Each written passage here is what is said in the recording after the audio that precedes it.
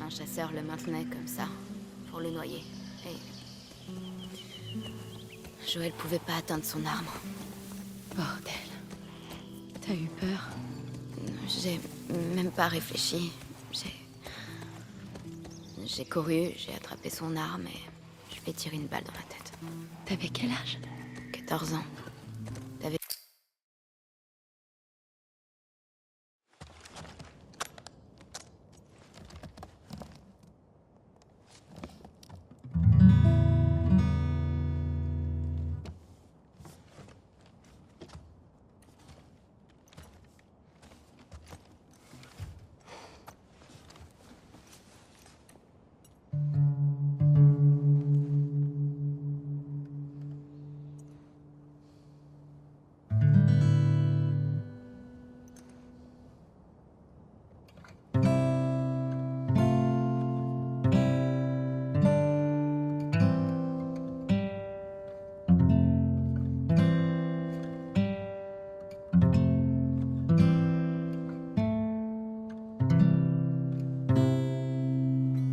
Hey, Hallie, do you want to talk about how we managed to get the rights to this beautiful song? Sure. We were looking for a song, and my bestie is a spectacular woman named Lauren Savoy, whose husband is Paul Wakhtar Savoy, who is a member of the band Aha. And so I reached out and said, would it be possible to get this dope-ass song in the game? And they were like, yeah, let's do it. That's amazing. That's great. So it was just a lucky happenstance that we were able to pull it off. But it's great because now like two of my favorite things are combined forever.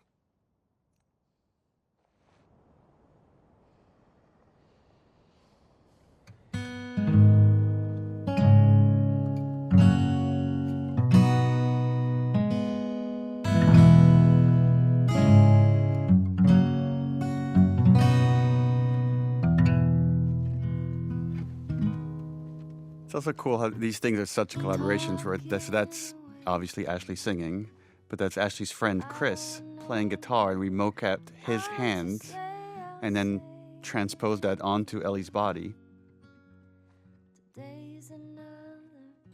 I loved this game mechanic. So fun. This is my favorite missable moment in the whole game. The fact that this is optional, I think. Remember how much we talked about the fact, because like so many people love this, and we're like, and then there were people on the team that argue that you should not be able to miss this, but it makes it more special knowing that you might have missed it. You gotta earn me staring at you for several minutes.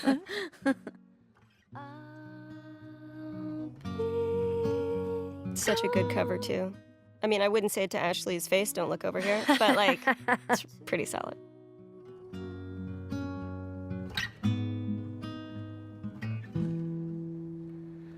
Needless to say, I'm odds and ends. When I see Dina's looks over here, my interpretation is that she's remembered all the times that she was falling in love for Ellie in the past when she was with Jesse.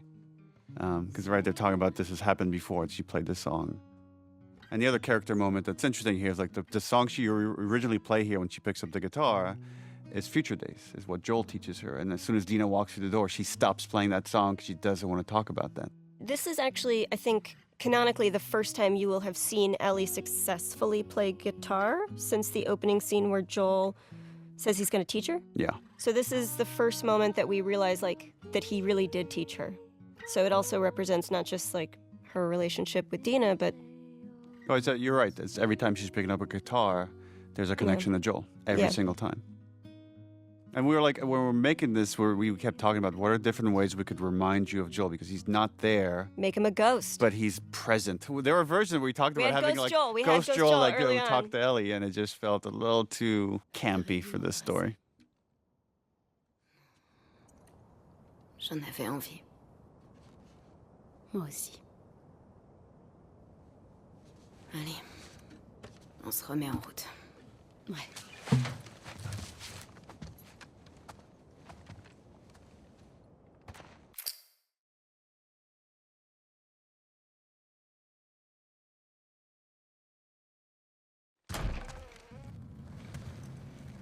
Oh, the Tommy Oh. torture scene. So we got to see Joel do this scene in the first game of interrogating two people.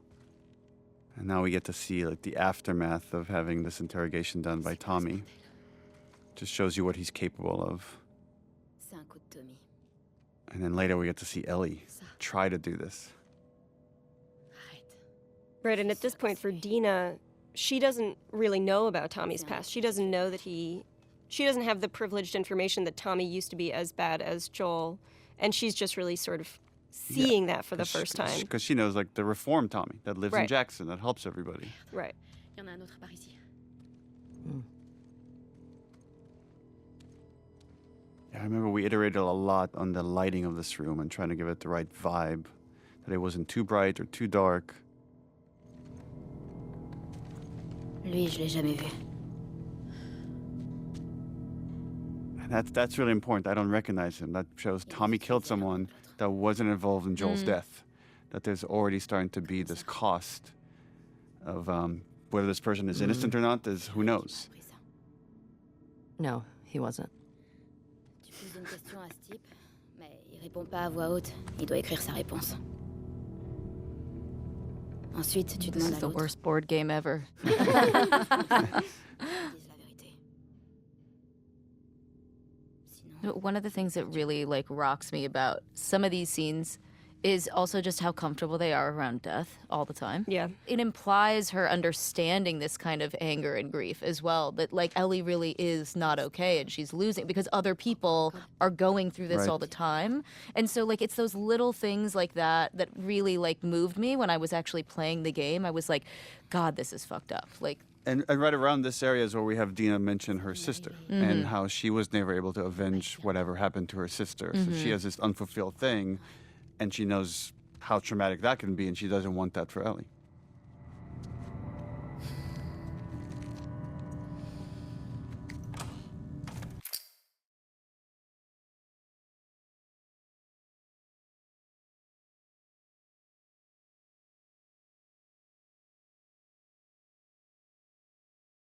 So this is the first contact with the people that killed Joel. he's great. Yeah. Chase Austin is great. And fun fact, Chase played young Sam Drake in Uncharted 4. Comment tu nous as trouvés? So ballsy. un enfoiré avec une grosse cicatrice. T'es marrante.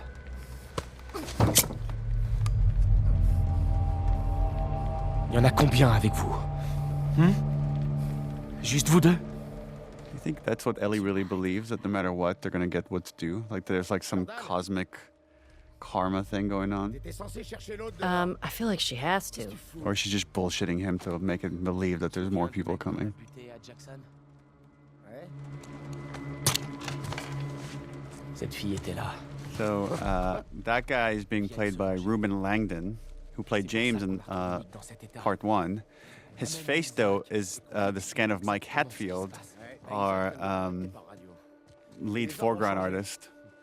On doit tuer tous les intrus. Wow, wow, wow, wow. Attends. Fais pas de conneries, mec. C'est un ordre direct. Non, faut la faire parler. Qu'elle nous dise ce qu'elle Mais sait. je m'en fous de ce qu'elle sait ou non. T'as vu ce qu'elle a fait aux autres? Réfléchis, Deep on in a the aucune background, idée de Dina. combien ils sont. Ça pourrait être une embuscade, Mike. Combien ils sont? On les trouvera, on les butera. Tu peux pas réfléchir par toi-même. Maintenant, 2 tu secondes. dégages et tu putain. me laisses faire mon boulot. Tu peux pas.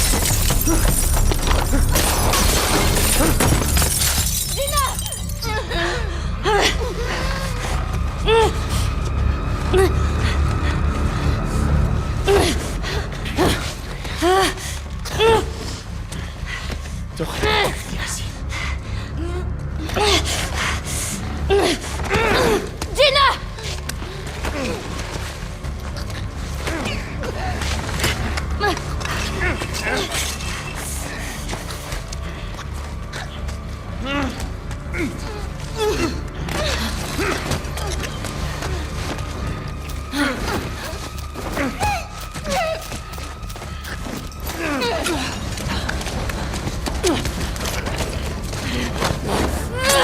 This is the first time Dina realizes that she's like really not okay. She's like, what the fuck? Yeah. Yeah, which I love because It's the hints of the obsession. Of Yeah. like she's losing herself to this chase instead of what's actually happening right now. And really, really to their detriment. And it was important when we were writing this scene to have the death be relatively quick. And then you can't even linger and think about it. And again, this just kind of push forward of like, maybe the next one will be more satisfying. Or maybe the one after that will be more satisfying. J'en sais rien du tout. Allez. Putain, Ellie.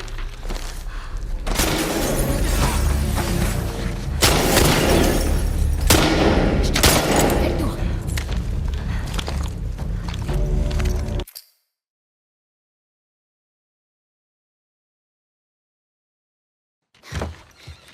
The first kind of like draft we have of all of Seattle is Sucker Punch Games made infamous Second Yes. Son, which takes place in Seattle. So they gave us a 3D model of all of Seattle as a Wow. starting point. And then we just spend a lot of time just like mapping out the entire story and where like Ellie and Abby go. So we have this very intricate map of all the location. And based off of that, we said, okay, now we need a map that they could point to in the cinematic to get us to the TV station as the next location. I remember one of my first meetings, or one of my early meetings at Naughty Dog was with M, and who's a lead designer at Naughty Dog, and she had spent a lot of time figuring out how Seattle would be flooded in the future. So a lot of the actual flooding you see is semi-accurate to how it would happen if there was that much water happening. M was the one that pitched Seattle initially. Oh, really? Because she felt that it had the most kind of unique locations that we could move through and had a lot of verticality within the city. Allons choper les uns.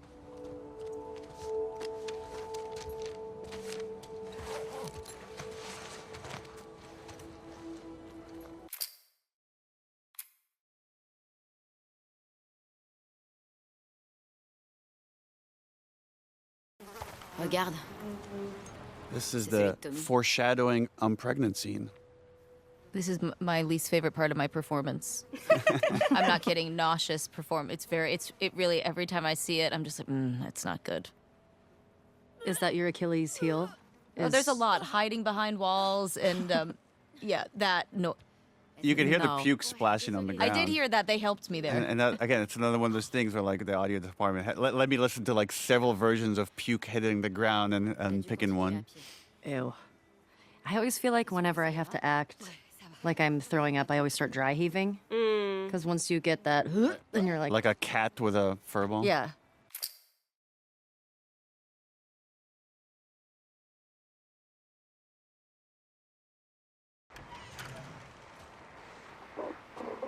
Here's my big moment. This is your big performance. Here she is. C'est elle. Do you say that because that body's much taller than Hallie? Everything is. For those people listening, Hallie's a tiny, tiny, tiny little person. I'm Such really portable. tinies. Yeah, these that's the scenes best these part. scenes are really hard to write, because again, we're trying to make it a character moment, but give you enough information to go forward in the clue chain towards finding who you need. And giving you, new information so it doesn't feel repetitive, right? We're opening up the world progressively with each sort of expository beat as well. There's this really nice beat at the end here where like Dina calms Ellie down and takes the pictures from her. C'est des photos d'eux. You could it's really nuanced here what you're doing, Ashley, but there's just this like anger that's starting to bubble up as you look at this stuff and like look at their fucking smiles. There it is. Just looking so happy. There she is. C'est elle. Laura Bailey. Celle qui l'a tué. And that's the Last of Us 2 theme, which is like a reverse version of the Last of Us 1 theme that Gustavo created for this. Hey, hey there, Tiger. Yeah. Okay, You can see Tiger. it, how you, it's, yeah. Unité de soutien India en route vers la station télé. Je répète, unité de soutien India en route. Ouais, faut qu'on se tire d'ici. Is that you, Hallie? That voice? I was just wondering that myself. I'm Because like, it is that you kinda later. I think that sounds- might have been sounds you. like- yeah.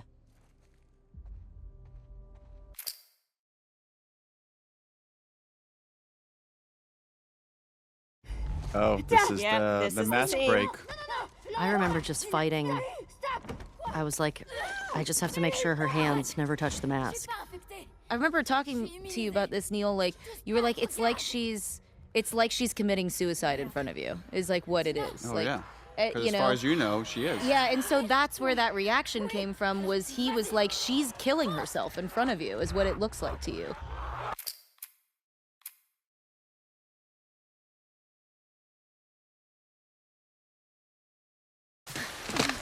And there it is. The I'm immune, I'm pregnant scene. Attends là. C'est bon. Allez. Yeah, it's just this is where the obsession. I think this is the first time it's really getting in between them. That there's now personal conflict starting to form. Yeah, there's a real standoff towards the end of this scene too.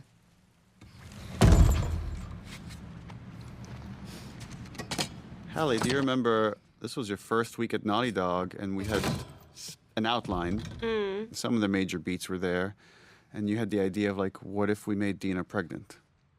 Yeah, because we were I think it was on my first day, and the problem we were trying to solve was we want these two girls to go to Seattle together. We want to have Ellie to have this conduit to talk about her feelings and maybe this thing to pull her back. But how do we how can we narratively hold Dina back so that Ellie can do a bunch of these missions alone? Because so much of this is about the singularity of the obsession and the loneliness of that and how hard it is to be alone in this world. And I just threw it out there. Let's knock her up. What's interesting too with if you think about the first game, over the course of the journey with Joel and Ellie, is they slowly open up more to each other and reveal more of their secrets. And these characters are kind of doing the same thing. They're both holding back on secrets. So even though it's a very angry scene, they're revealing everything to each other. You were telling the truth. Yeah, bitch. I'll just speak the subtext for all these scenes. Please do.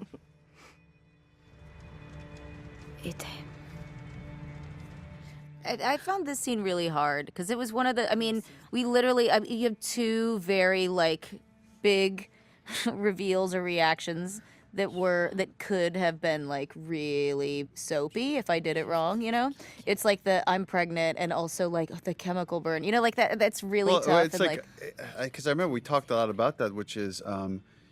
You just thought your friend was going to die in front of you. You thought you might have to shoot them in front of you. Yeah, it really opens with her you being have this like, I'm gonna be moment of alone, like yeah. sadness, relief, and also, by the way, I'm pregnant. A lot of the times when Ellie's in severe conflict, she like one of the things that I find very relatable is like suddenly she loses eye contact. Like it just goes inward. Everything just goes into this inward rage that is so nuanced, and I don't know how you could really pull this off in a game a decade ago maybe, because there's so much beautiful facial that you do that they're able to capture.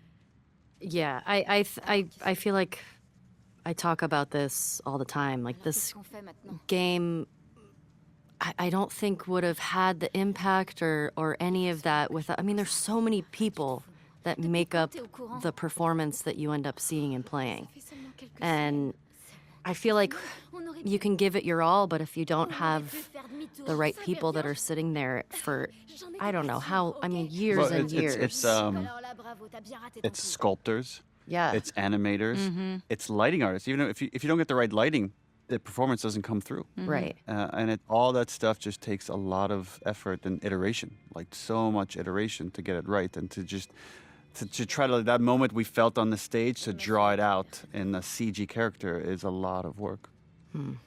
So much work to really nail the anxious avoidant attachment style. It's gorgeous. It's like we all understand, you know?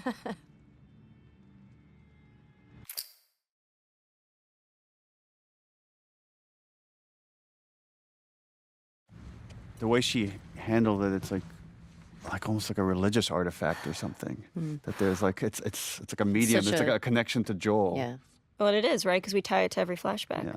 Yeah, I love that the attachment to Joel is through music.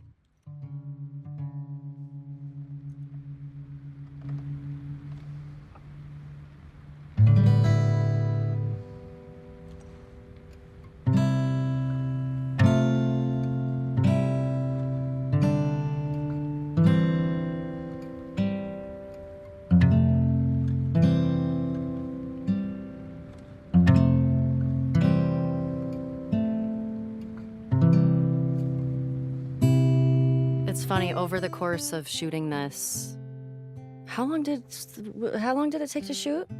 Just Like 3 years? Yeah, 3 years. Well, actually, we shot the trailer where you play guitar before we even made Uncharted 4. Because we had started working on this game, and then the game went on pause for 2 years before we picked it back up.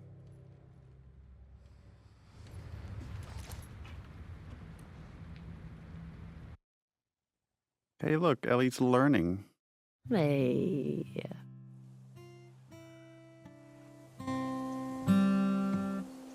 One of the things I really appreciate about your performance, Ashley, is how you're able to so seamlessly jump between these different ages and different levels of innocence that this character has. Thanks. I also now watch this, I'm like, that guitar is so expensive. Why are you just leaving it right there? Leaving it out there?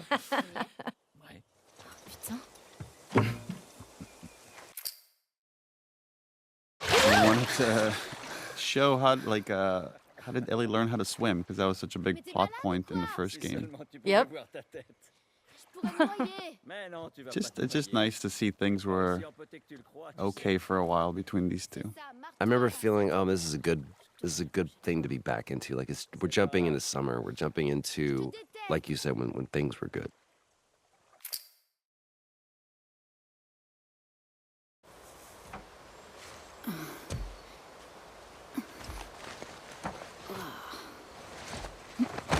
This is a culmination of so many things, right? So for this moment of just Ellie's love of space, of Joel wanting to make this like moment just beautiful for her, her Walkman. And this idea that Ellie sometimes has such a strong imagination and can go into her own head. Actually started with the comic book, the American Dreams comic book. So when she looked at the Raj's arcade, she was able to picture it with like children running around. It's like the idea that she's so in love with the old world that she does whatever she can to kind of live in it. And that's where we got the idea to really go in her head and make you feel as if she's traveling to space.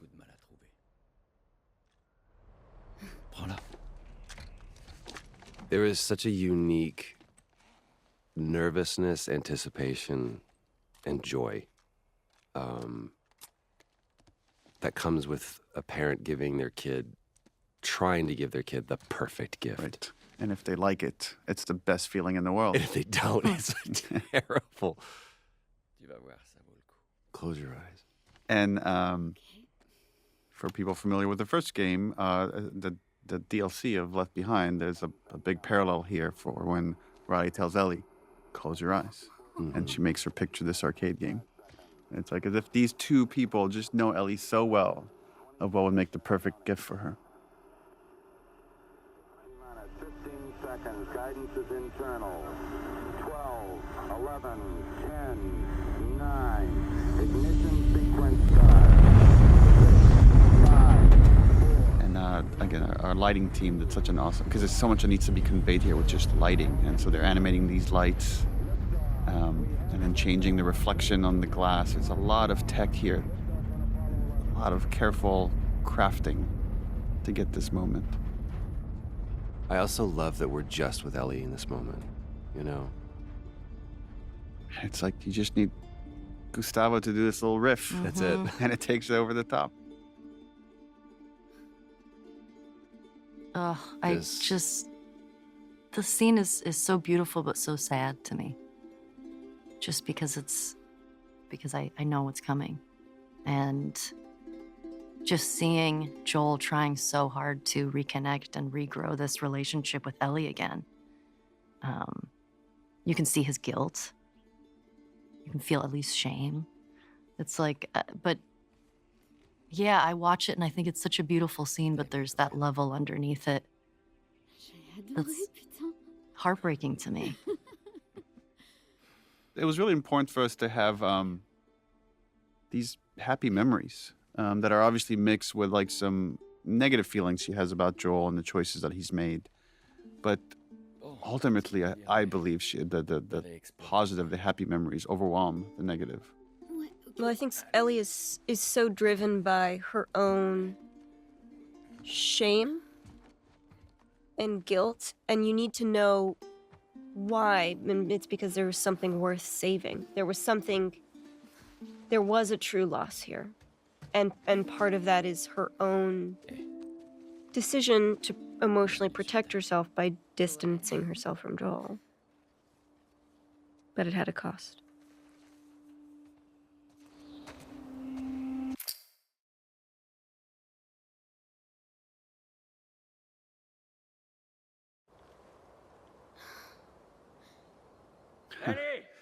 And no matter how happy a sequence we have, it's just this lie and this choice that Joel made is hanging over these characters. As a reminder for Ellie is like, you can't fully let this thing go.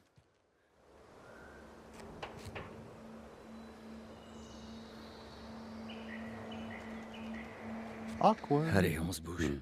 I really don't want to talk about this right now. It's always so exciting to see, because obviously when we're shooting this, we're on a soundstage and I picture us being there, but it's always so much better when I finally see it in the game. It's always such a better version of it than I had in my mind.